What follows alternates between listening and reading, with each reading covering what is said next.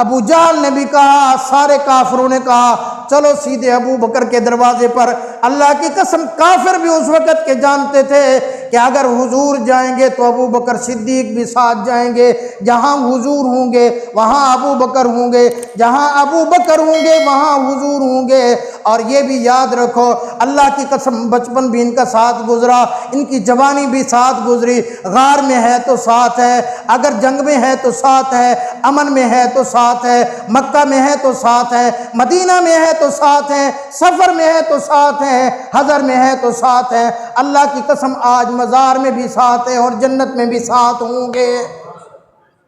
کوئی کافر جو بھونکتا رہے، اللہ کی قسم بھونکتا رہے، اللہ کا فیصلہ ہے حضور اور حضرت ابو بکر صدیق نہ پہلے الگ تھے نہ اب الگ ہو سکتے ہیں، نہ جنت میں الگ ہوں گے۔ اسلامی سال کا یہ دوسرا مہینہ سفر کا مہینہ ہے۔ اس مہینے میں تاجدار مدینہ فخر دو عالم امام الانبیاء محمد مصطفیٰ احمد مجتبیٰ صلی اللہ علیہ وسلم نے ہجرت کا سفر فرمایا۔ آپ حضرات توجہ فرمائیں گے، انشاءاللہ میں حضور صلی اللہ علیہ وسلم کی ہجرت کے متعلق چند باتیں عرض کروں گا۔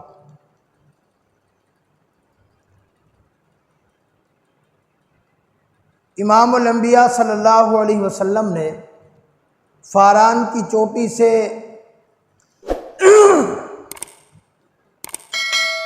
اپنے مشن کا آغاز کیا،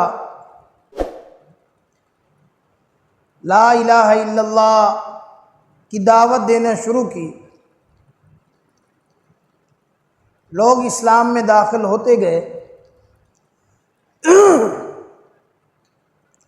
ایک وقت آیا مکہ مکرمہ میں، جو مکہ مکرمہ کے کافر تھے، مشرکین تھے، بڑے بڑے وڈیرے اور چودھری تھے،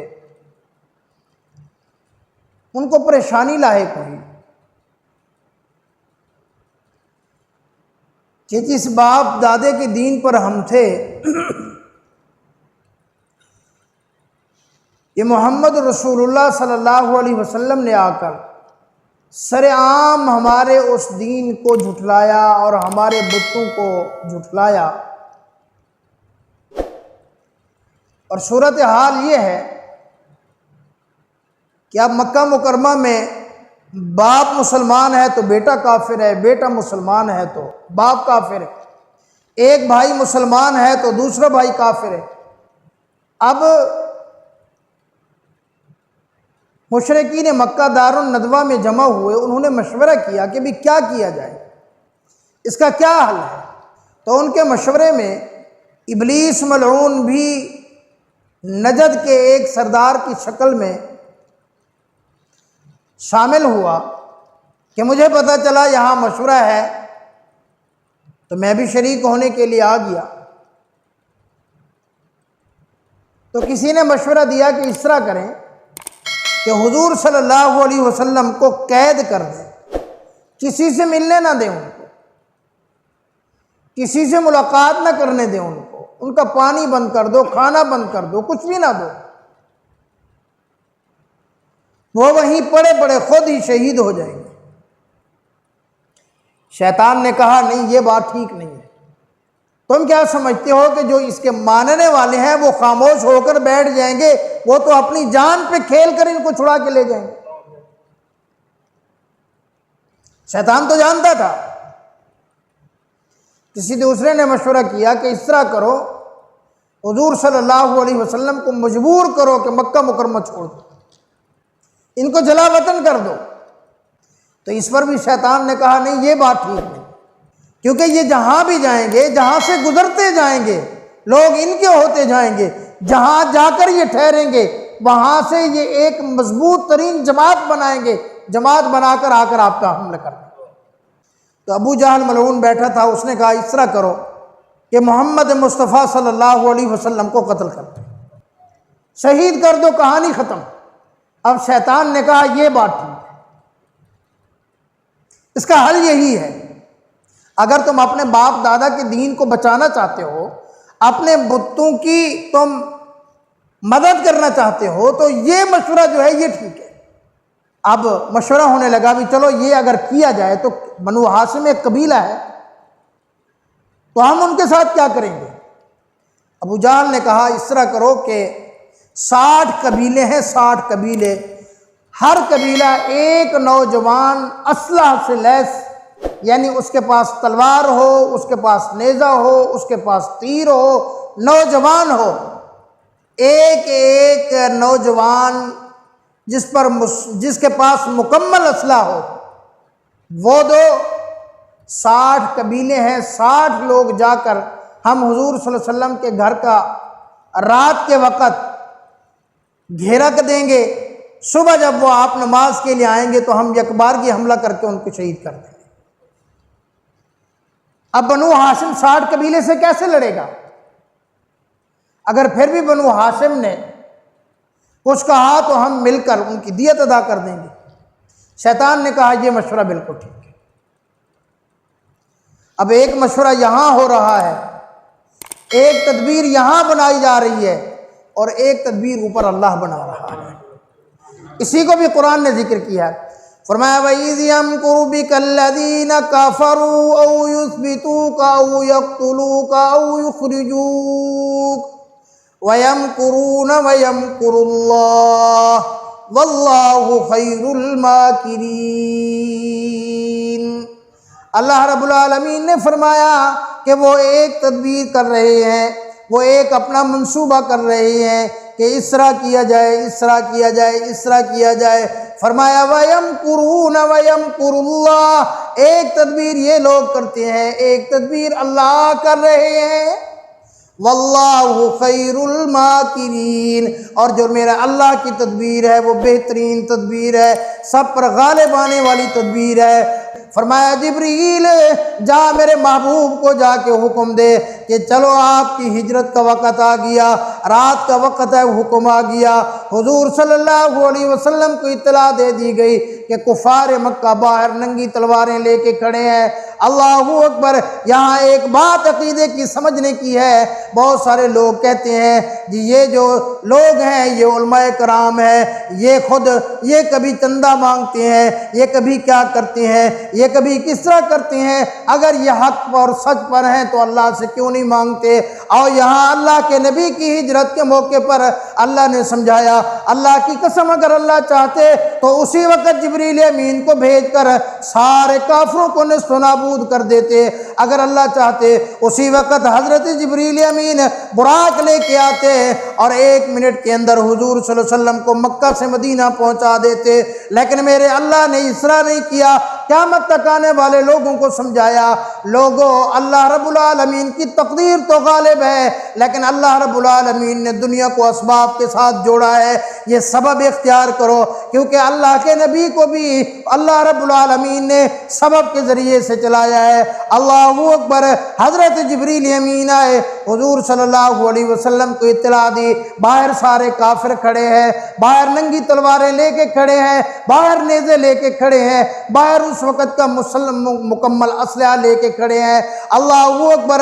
اللہ نے فرمایا محبوب اٹھاؤ مٹی، پڑھو سورہ یاسین، یاسین والقرآن الحکیم انک لمن المرسلین علی صراط مستقیم تنزیل العزیز الرحیم۔ اللہ کی قسم، اللہ کے قرآن میں اس وقت بھی تاثیر تھی، اللہ کے قرآن میں آج بھی تاثیر ہے، لیکن اس وقت جو ایمان والے تھے ان کو اللہ کے قرآن پر یقین تھا، لیکن آج کے ایمان والے کو اللہ کے قرآن پر یقین نہیں ہے۔ اس وقت کا جو ایمان والا تھا اللہ کے قرآن کو سینے سے بھی لگاتا تھا، اللہ کے قرآن پر عمل بھی کرتا تھا، لیکن آج کا مسلمان قرآن کو آنکھوں سے لگاتا ہے، سینے سے لگاتا ہے، چومتا ہے، عزت کرتا ہے، احترام کرتا ہے، لیکن قرآن پر عمل نہیں کرتا۔ اس وجہ سے آج پوری دنیا کے اندر مسلمان پریشان ہے۔ تو حضور صلی اللہ علیہ وسلم پہنچے اس آیت پر، وَجَعَلْنَا مِن بَيْنِ أَيْدِيهِمْ سَدًّا وَمِنْ خَلْفِهِمْ سَدًّا فَأَغْشَيْنَاهُمْ فَهُمْ لَا يُبْصِرُونَ۔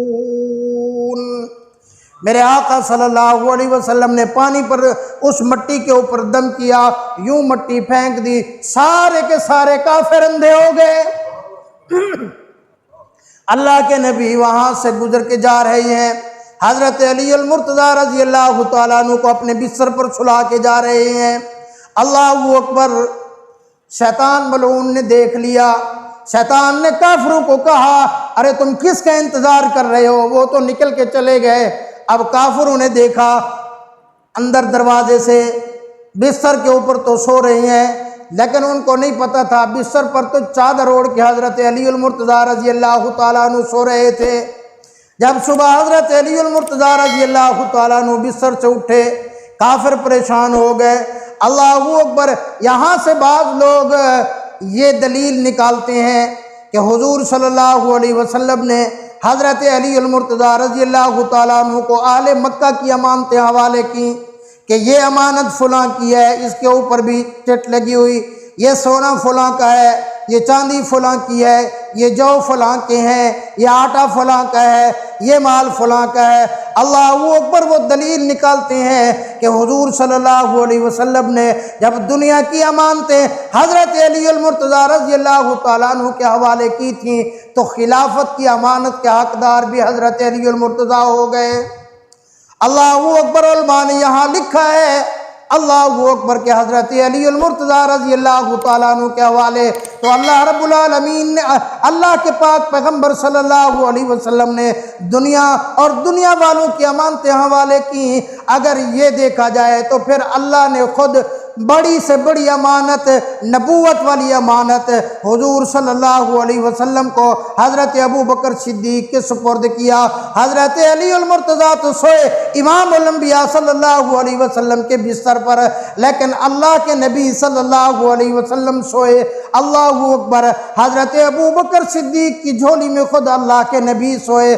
اللہ رب العالمین نے اپنی نبوت کی امانت حضرت ابو بکر صدیق کے حوالے کی۔ اگر یہ دلیل بناتے ہو تو اس دلیل سے بھی اللہ کی قسم حضرت ابو بکر صدیق رضی اللہ تعالیٰ عنہ خلافت کے زیادہ حقدار ہیں۔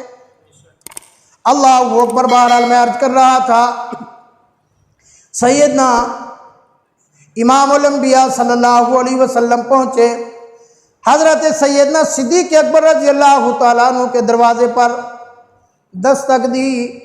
پہلے سے تیاری مکمل تھی۔ حضور صلی اللہ علیہ وسلم نے فرمایا ابو بکر۔ اللہ اکبر، یہاں بھی اللہ رب العالمین نے سیدنا صدیق اکبر رضی اللہ تعالیٰ عنہ کی شان کو بیان کر دیا۔ اللہ کی قسم ساری دنیا حضور کے دروازے پہ آئے۔ جبریل امین آئے تو حضور کے دروازے پر، عمر ابن الخطاب آئے تو حضور کے دروازے پر، حضرت عثمان غنی آئے تو حضور کے دروازے پر، حضرت علی المرتضیٰ آئے تو حضور کے دروازے پر، حضرت سلمان فارسی آئے حضور کے دروازے پر، حضرت صہیب رومی آئے حضور کے دروازے پر، حضرت عمار آئے حضور کے دروازے پر، ارے فرشتے آئے حضور کے دروازے پر، جنات آئے تو حضور کے دروازے پر، انسان آئے تو حضور کے دروازے پر، مگر امام الانبیاء صلی اللہ علیہ وسلم آج صدیق اکبر رضی اللہ تعالیٰ عنہ کے دروازے پہ پہنچے ہیں کہ اللہ رب العالمین بتانا چاہتے ہیں لوگوں اگر نبیوں کے بعد کسی انسان کا مقام ہے تو وہ صدیق اکبر کا ہی مقام ہے۔ اللہ اکبر، اب روانہ ہو گئے حضور صلی اللہ علیہ وسلم حضرت ابو بکر صدیق رضی اللہ تعالیٰ عنہ کے ساتھ۔ جو حجاج کرام ہو کے آئے ہیں انہوں نے دیکھا ہوگا جو مکہ سے مدینہ کا راستہ ہے وہ راستہ نہیں گئے، دوسرا یمن والا راستہ لیا۔ حضرت ابو بکر صدیق رضی اللہ تعالیٰ عنہ نے عرض کیا یا رسول اللہ، میں نے یہاں ایک غار دیکھ رکھا ہے، ہم پہلے چلتے ہیں 3 دن اس غار کے اندر قیام کریں گے، پھر ہم آگے کا سفر کریں گے۔ حضور نے فرمایا ٹھیک ہے۔ میرے آقا صلی اللہ علیہ وسلم نے فرمایا ابو بکر اس طرح کرو، اپنا پورا پاؤں نیچے نہ رکھو بلکہ اپنی یہ اگلے والی انگلیوں کے اوپر آپ چلتے رہو۔ یہ اہل مکہ یہ پاؤں کے نشان کو ڈھونڈتے ڈھونڈتے یہ ہم تک نہ پہنچ جائیں۔ اللہ اکبر، تو حضرت ابو بکر صدیق بھی یوں چل رہے، حضور صلی اللہ علیہ وسلم بھی اسی طرح چل رہے۔ چلتے چلتے جب دیوان حضرت ابو بکر صدیق نے دیکھا کہ میرے آقا صلی اللہ علیہ وسلم کی پاؤں مبارک کی انگلیوں میں سے خون آ رہا ہے، تھوڑا تھوڑا خون سم رہا ہے، حضرت ابو بکر صدیق سے برداشت نہ ہوا، عرض کیا یا رسول اللہ آپ کے پاؤں مبارک سے یہ خون آ رہا ہے۔ فرمایا صدیق چلنا تو ہے یا رسول اللہ، اب اس طرح نہیں چلیں گے۔ صدیق کیا کرے گا یا رسول اللہ، آپ کے پاؤں مبارک میں خون ہو اور ابو بکر صدیق دیکھتا رہے، ابو بکر نہیں دیکھ سکتا۔ یا رسول اللہ ابو بکر کا کندھا حاضر ہے، آپ میرے کندھے پہ سوار ہو جائیں، میں آپ کو اٹھا کر غار کی طرف لے کے چلتا ہوں۔ اللہ اکبر۔ اب پیچھے سے کافروں نے جب صبح دیکھا حضرت علی المرتضیٰ بستر سے اٹھے ہیں، ابو جہل نے بھی کہا، سارے کافروں نے کہا چلو سیدھے ابو بکر کے دروازے پر۔ اللہ کی قسم کافر بھی اس وقت کے جانتے تھے کہ اگر حضور جائیں گے تو ابو بکر صدیق بھی ساتھ جائیں گے، جہاں حضور ہوں گے وہاں ابو بکر ہوں گے، جہاں ابو بکر ہوں گے وہاں حضور ہوں گے۔ اور یہ بھی یاد رکھو اللہ کی قسم بچپن بھی ان کا ساتھ گزرا، ان کی جوانی بھی ساتھ گزری، غار میں ہے تو ساتھ ہے، اگر جنگ میں ہے تو ساتھ ہے، امن میں ہے تو ساتھ ہے، مکہ میں ہے تو ساتھ ہے، مدینہ میں ہے تو ساتھ ہیں، سفر میں ہے تو ساتھ ہیں، حضر میں ہے تو ساتھ ہیں۔ اللہ کی قسم آج مزار میں بھی ساتھ ہیں اور جنت میں بھی ساتھ ہوں گے۔ کوئی کافر جو بھونکتا رہے، اللہ کی قسم بھونکتا رہے، اللہ کا فیصلہ ہے حضور اور حضرت ابو بکر صدیق نہ پہلے الگ تھے نہ اب الگ ہو سکتے ہیں، نہ جنت میں الگ ہوں گے۔ اللہ اکبر۔ اس وقت کا کافر بھی جانتا تھا۔ سیدھے پہنچے حضرت ابو بکر صدیق کے دروازے پہ، حضرت اسماء باہر آئیں۔ ابو جہل نے پوچھا اسماء تیرا بابا کہاں ہے؟ حضور صلی اللہ علیہ وسلم کہاں ہے؟ واہ ابو بکر تیرے گھرانے کا بھی کیسا ایمان ہے، بچی ہے چھوٹی، کہہ سکتی تھی کہ مجھے پتہ نہیں ہے، کہہ سکتی تھی میں گھر جا کر پوچھ کے آتی ہوں، چپ کر کے اندر چلی جاتی۔ لیکن ابو بکر صدیق کے گھرانے کا ایمان بھی ایسا تھا، کہا او کافرو مجھے پتہ ہے لیکن میں بتاؤں گی نہیں، مجھے پتہ ہے لیکن میں بتاؤں گی نہیں۔ ابو جہل بدبخت نے زور سے تھپڑ مارا، وہ گری اور ان کو ایک پتھر لگا نوکدار، چہرے سے خون جاری ہو گیا۔ حضرت اسماء نے فرمایا تم میری جان تو لے سکتے ہو لیکن رب اکبر کی قسم ہے محمد مصطفیٰ صلی اللہ علیہ وسلم کا پتہ مجھ سے نہیں پوچھ سکتے۔ اب انہوں نے پاؤں کے نشان والے کی مدد لی، اس کو ساتھ لیا، چلتے چلتے انہیں انگلیوں کے نشانوں کے اوپر جب یہ پہنچے ایک جگہ کے اوپر کہ یہاں تک تو 2 پاؤں ہیں، آگے 1 پاؤں ہے، 1 پاؤں غائب ہے، یہ کیا ہوگا؟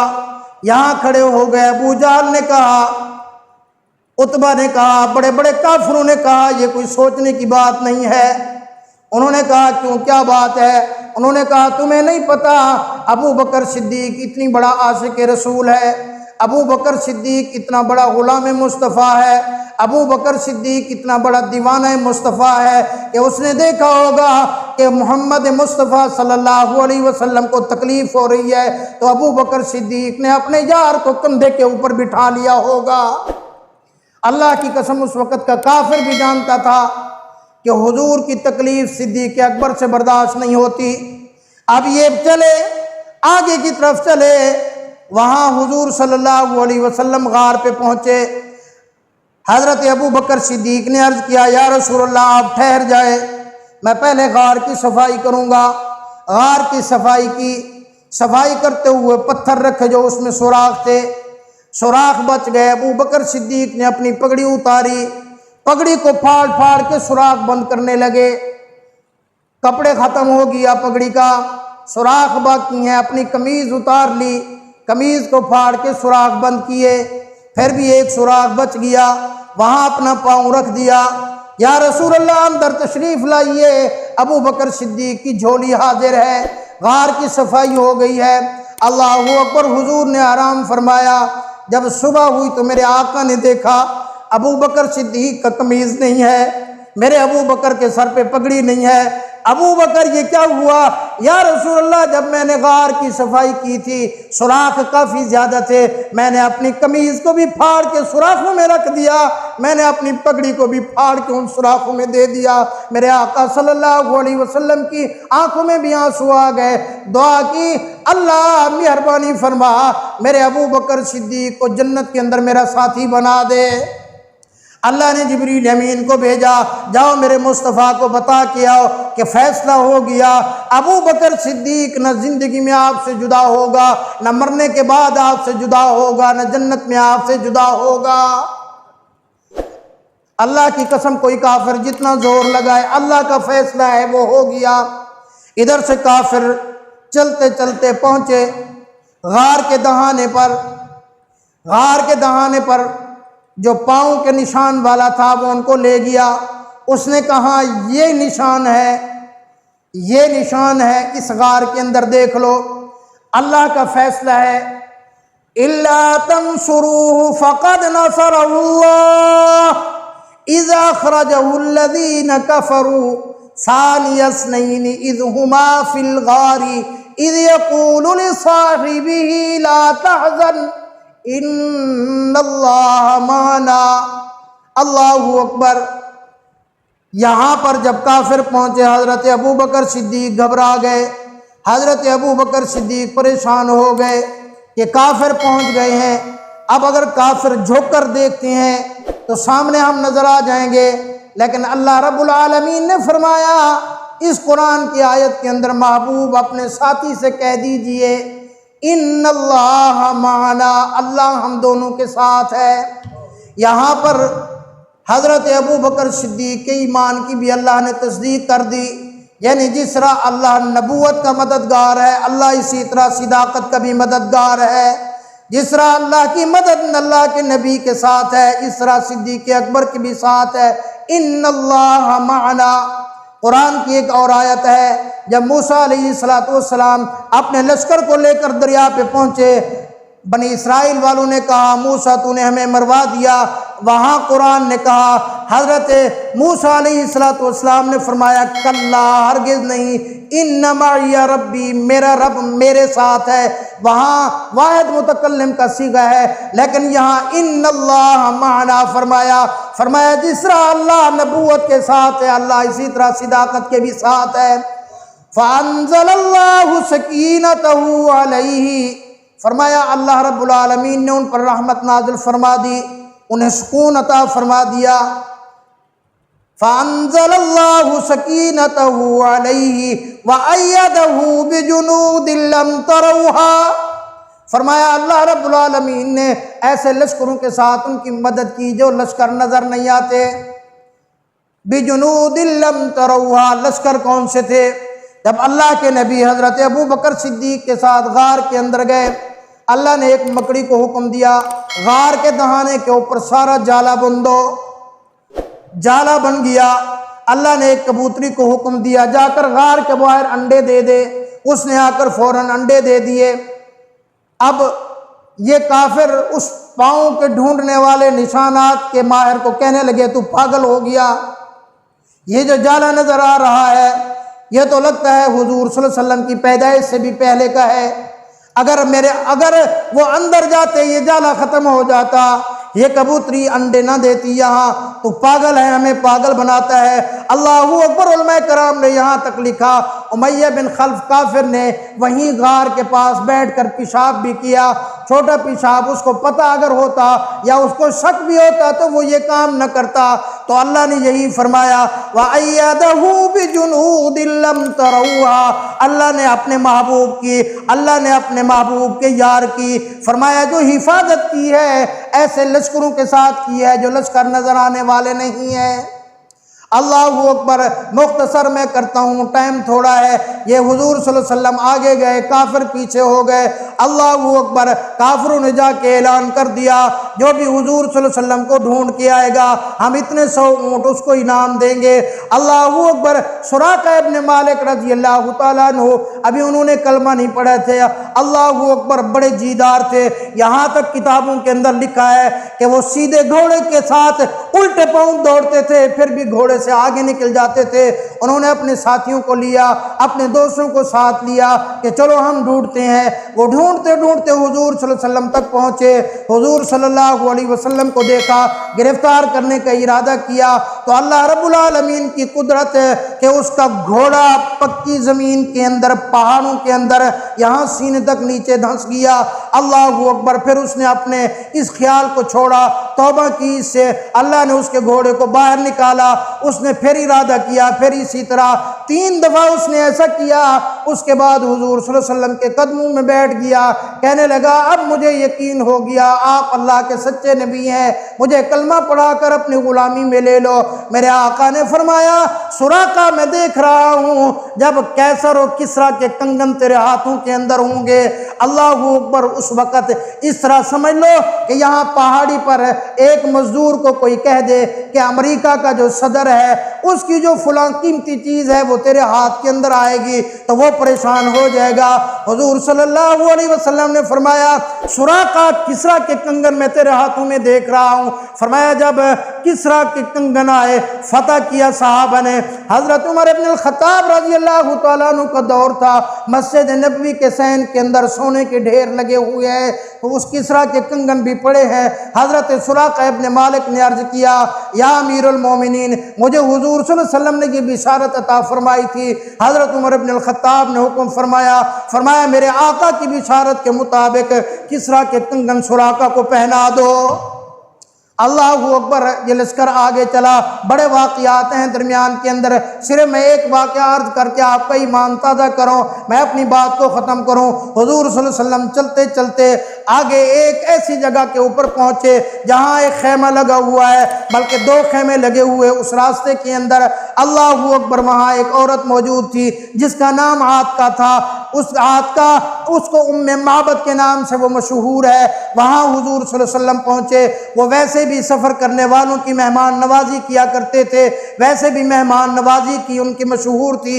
حضور صلی اللہ علیہ وسلم پہنچے، حضرت ابو بکر صدیق پہنچے، یہ 4 لوگ تھے۔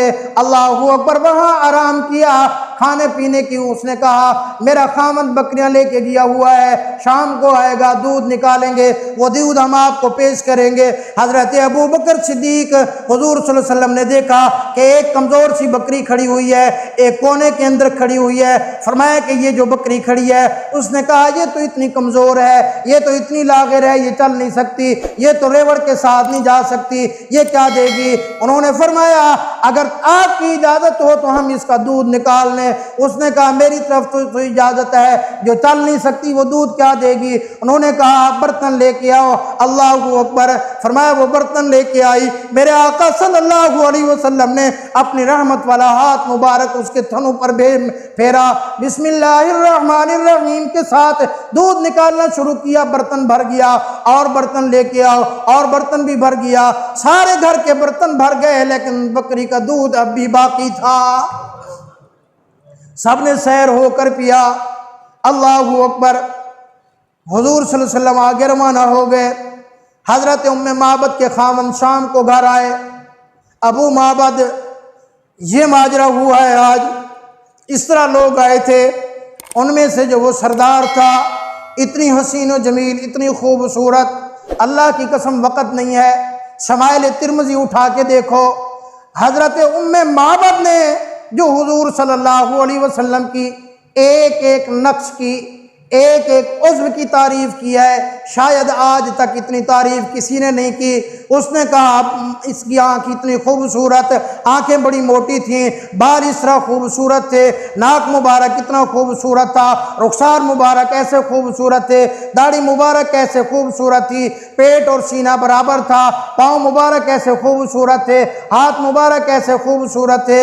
ابو معبد رونے لگا، اس نے کہا ام معبد تجھے نہیں پتا، میں نے تورات زبور انجیل کی کتابوں میں پڑھا ہے جب آخری نبی صلی اللہ علیہ وسلم ہجرت کر کے جائیں گے وہ اسی راستے سے گزریں گے۔ یہی نیت کر کے میں نے یہاں کر یہ جھونپڑے لگائے تھے کہ جب اللہ کے نبی گزریں گے ہم ان کی خدمت بھی کریں گے اور ہم ان کے ہاتھ پر اسلام بھی قبول کریں گے۔ چلو اب ہم یہاں سے بھی ہم بھی پھر مدینہ منورہ چلتے ہیں۔ یہ بھی خاندان مدینہ منورہ آ کر حضور صلی اللہ علیہ وسلم کے ہاتھ پہ انہوں نے کلمہ پڑھ لیا۔ آگے مدینہ منورہ کو لوگوں کو جب اطلاع ملی، روزانہ ان کے بچے بھی، ان کی بچیاں بھی، ان کے بوڑھے بھی، ان کے جوان بھی، ان کی مسورات بھی مدینہ منورہ سے باہر نکل کے آتے کہ ہمارے نبی آ رہے ہیں، ہمارے نبی آ رہے ہیں، ان کا استقبال کرنے کے لیے آتے۔ اللہ اکبر۔ ایک دن آیا، ایک یہودی کھجور کے درخت کے اوپر چڑھا ہوا تھا، اس نے آواز دی، او لوگو، او مسلمانوں، او انصاروں، او انصاریوں، وہ دیکھو جس کا اتنے دنوں سے تم انتظار کر رہے ہو، مجھے لگتا ہے یہ چاند کی شکل کے محمد مصطفیٰ صلی اللہ علیہ وسلم تشریف لا رہے ہیں۔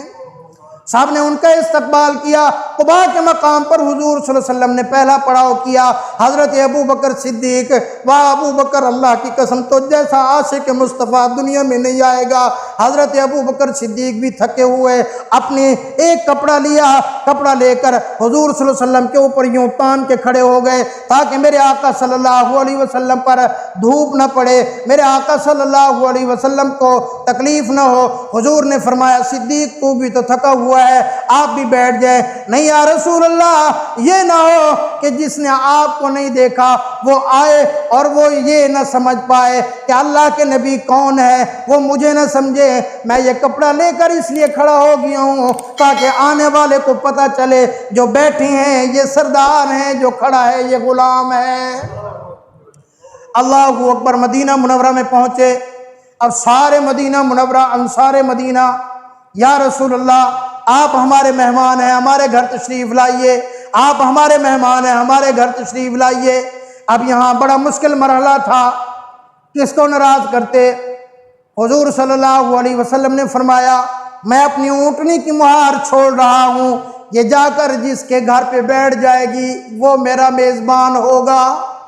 اب اونٹنی چل رہی ہے مدینہ منورہ کی گلیوں میں، پورا مدینہ منورہ، سارے انصار کے بوڑھے بچے، جوان عورتیں پیچھے پیچھے۔ یہ اونٹنی گئی، حضرت ابو ایوب انصاری رضی اللہ تعالیٰ عنہ کے گھر پہ بیٹھ گئی۔ حضور صلی اللہ علیہ وسلم اترے، حضرت ابو ایوب انصاری رضی اللہ تعالیٰ عنہ کے گھر مہمان بنے۔ حضرت ابو ایوب انصاری رضی اللہ تعالیٰ عنہ کہیں گئے ہوئے تھے، واپس آئے، انہوں نے آ کر حضور صلی اللہ علیہ وسلم کو ایک چابی پیش کی، ایک رکا پیش کیا۔ اللہ اکبر۔ کہ ایک زمانہ تھا، بلکہ 1000 سال پہلے ایک بادشاہ فتوحات کرتے کرتے جب مدینہ منورہ پہنچا، اس کا نام طبہ لکھا ہے کتابوں میں، تو اس کو اس کے علماء نے بتایا کہ اس علاقے کے اوپر حملہ نہ کرنا۔ اس نے کہا کیوں؟ اس نے کہا ہماری کتابوں میں لکھا ہے جہاں زیادہ کھجوریں ہوں گی یا آخری پاک پیغمبر صلی اللہ علیہ وسلم کی جگہ ہجرت ہے، یہاں تشریف لائیں گے، یہ یثرب وہ مقام ہے۔ اس نے کہا ٹھیک ہے، اس نے حملہ نہیں کیا، وہاں پر ایک مکان تعمیر کرایا، اس زمانے کا بہترین مکان بنوایا، اس کو تالا لگا کر چابی اس وقت کے سردار کے حوالے کی، اور ایک رکا لکھا حضور صلی اللہ علیہ وسلم کے نام کا کہ میں طبہ بادشاہ، آپ کی کتابوں کے اندر میرے علماء نے آپ کی علامات بتائی ہیں، اگر آپ میرے ہوتے ہوئے آپ تشریف لائے میں آپ کا غلام بنوں گا، اگر میں مر گیا تو میں تصدیق کرتا ہوں، یہ میری طرف سے ہدیہ اور تحفہ آپ قبول کر لینا۔ اب وہ سردار جب فوت ہونے لگا، اس نے وہ چابی اور رکا اپنی اگلی نسل کو منتقل کیا۔ یہ منتقل ہوتے ہوتے اس وقت اس نسل کے حضرت ابو ایوب انصاری رضی اللہ تعالیٰ عنہ تھے، اور انہوں نے وہ چابی اور رکا حضور صلی اللہ علیہ وسلم کے حوالے کر دیا۔ مطلب میرے آقا اپنے مکان کے اندر آ کر انہوں نے تشریف فرما ہوئے۔